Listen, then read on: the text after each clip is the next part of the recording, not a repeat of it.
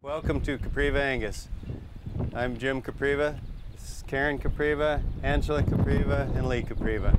We're the recipients of the 2012 Leopold Award. Very honored to receive that recognition, and we'd like to take you on a little tour of the place.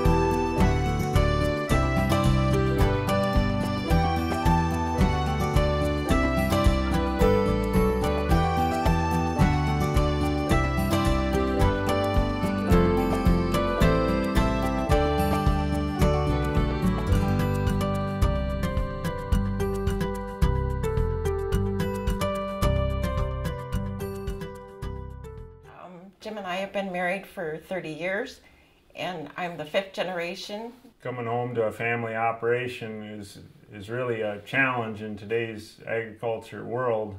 We're really lucky to be the 4th and 5th generation to be living here. Having an operation that is big enough to provide several families' income, and so one of the most difficult things is finding more land to expand or to expand from within the operation. The land has to be taken care of to be given on to future generations. We're constantly looking for methods that we can utilize our resources wisely, more wisely, and optimize what that resource can give us. It's very humbling to know that our work is being looked at as one of the best and something to pattern other operations after. I think that we're doing some things in our neighborhood that are unusual for our neighborhood. Frankly, I really think that our place is probably far less spectacular than the other finalists and the other nominees in general. The West River places are more conscious of conservation and more in tune to it. They're on a more fragile environment. Rain is generally short, whereas in our neighborhood, conservation isn't given the priority. Cropland is utilized to the max, it's fertilized to the max, and it's more or less mined for production. Lake Creek Refuge pulled in Alan Savory to talk about rotational grazing. Well, Alan Savory didn't show up, but his team did, and taught a one-day course on rotational grazing. And the theory of that was the United States is overgrazed but understocked, that we could graze more cattle and improve our grassland and instead of less cattle and abuse our grassland. They started them in the brome grass because it came on first. When the brome grass was all used up, they opened the gate, let them into the next chunk. And when that was all used up, they opened the gate and let them into the next chunk. Really, all we've done in that rotation is we close the gates behind them. We start them on the brome grass, we let them into the next chunk, we close the gate behind them. So the brome grass gets a chance to recover.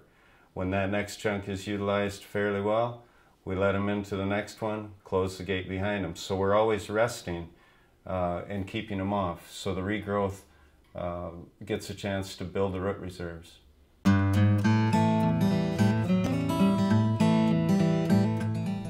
It's our food source. The strength of a country is based on its food source. I just got back from a South Dakota Ag Rural Ship foreign travel experience where we went to China and Vietnam, and when you see how fragile their food source is, it makes you really appreciate our food source.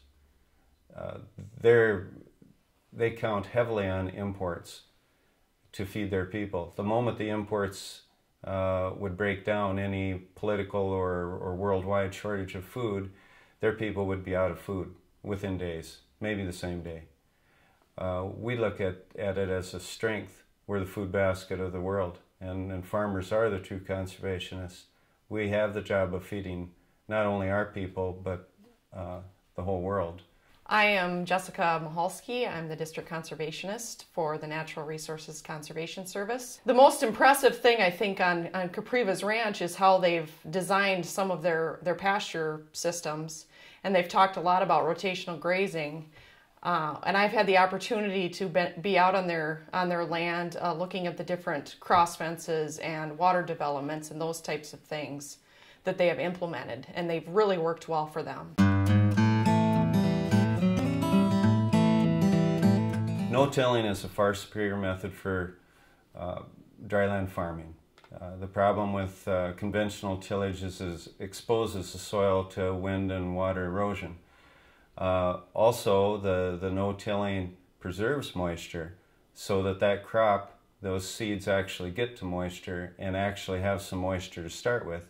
You still need rain, but every time you stir the dirt up, more moisture is lost. And so it's counterproductive to stir it up and dry it out real good before you put the seed in.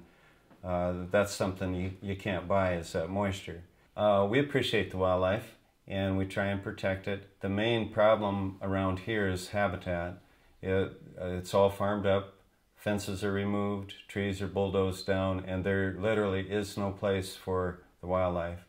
And with the grazing, as opposed to crop production, the grazing land is still suitable for habitat for wildlife. The grazing cattle will walk right around a pheasant nest. With the rotational grazing, the cattle are in there for a relatively short time and then they're moved on. So the conflict, the moment of conflict is fairly short. And so I'm here to tell you that it's doable. The information's out there. If you're interested and you'd like to learn, there's people that are very willing to teach you and oftentimes help cover the expense that you're going to run into. You got to do what you think is right, and if people see that it's working, maybe they'll try it.